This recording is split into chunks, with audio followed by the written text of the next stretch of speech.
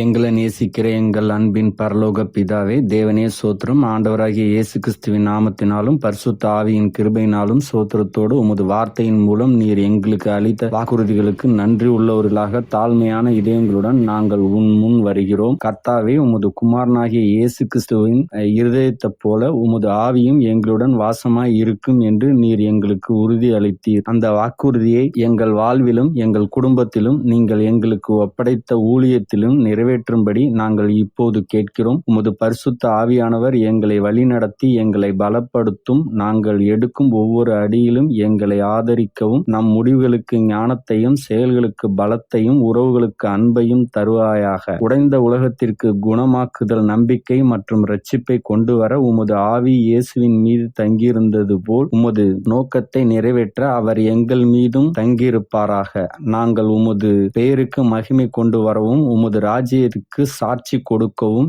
எங்கள் இதயங்களை உமது அமைதியாலும் எங்கள் வீடுகளை உமது பிரசன்னத்தினாலும் எங்கள் ஊழியரை உமது வல்லமையினாலும் நிரப்புங்கள். கர்த்தாவே, நாங்கள் உமது விருப்பத்திற்கு சரணடைந்து உமது நேரத்தை நம்புகிறோம். ஆவியானவரின் பணி எங்களின் மூலமாகவும் உமது உண்மைத்தன்மைக்கு சான்றாக இருக்கட்டும். மற்றவர்கள் உங்களுடன் நெருக்கமாய் இருக்கிறது இயேசு கிறிஸ்துவின் மகத்தான நாமத்தினால் ஜெபிக்கிறோம். ஆமேன்.